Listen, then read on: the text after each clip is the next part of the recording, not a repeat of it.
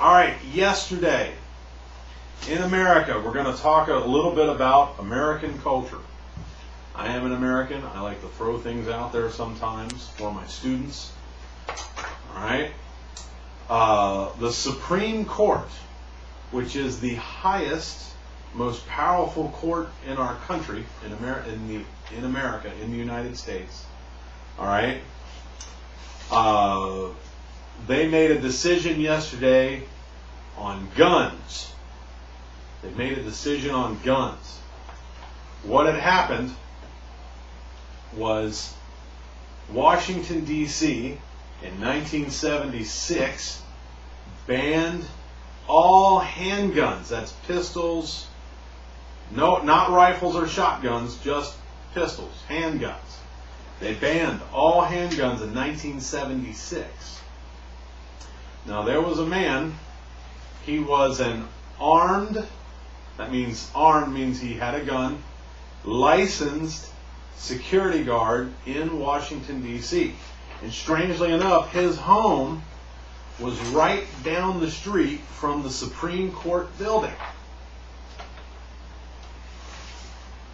He tried to get his handgun registered with the city in 2003, I think. It was a while ago.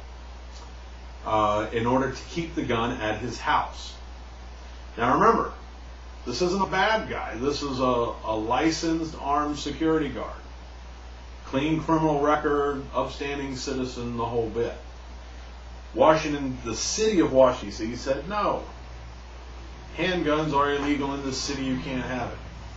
So, he took the city of Washington, D.C. to court. And over the past several years, it kept going higher and higher into the bigger courts until it finally got to the Supreme Court. Well, the Supreme Court yesterday said that the Washington, D.C. handgun ban was unconstitutional. What that means is that the government of America was set up by a legal document called the Constitution. And if something is unconstitutional, that means it violates the Constitution. So the Supreme Court said that the handgun ban was unconstitutional. Now see, we have an amendment in our Constitution, we call it the Second Amendment, that gives American citizens the right to what we say keep and bear arms. That means to own and have guns. We're allowed to have guns under the Constitution. At least that's what it says.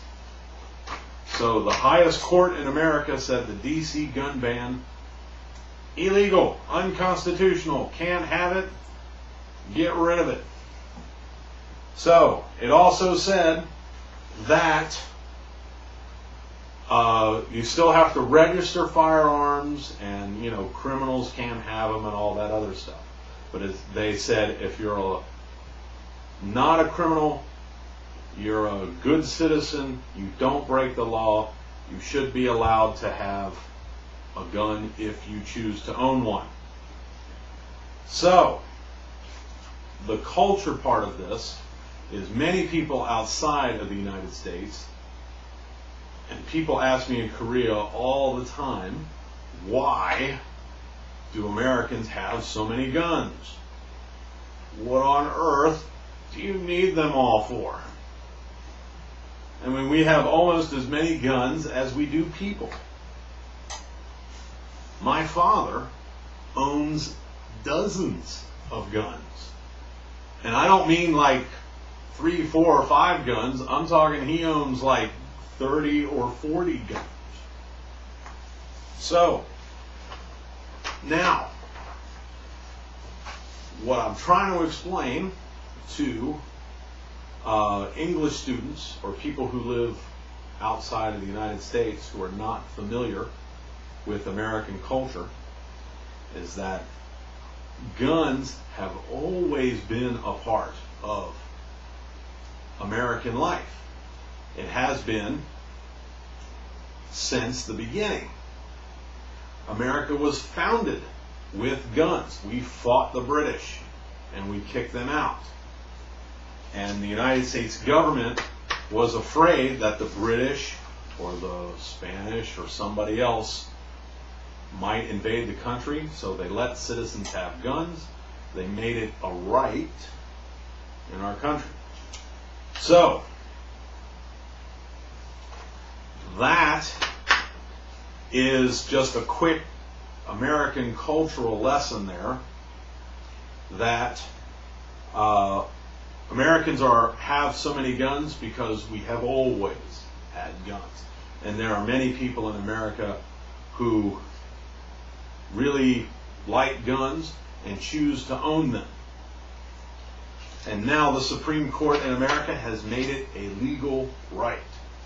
So, and the backlash of this, there are other cities in America that have similar gun bans, like Washington, D.C. Chicago and San Francisco being two of them that, off the top of my head, that I can think of. And other cities have very strict handgun laws.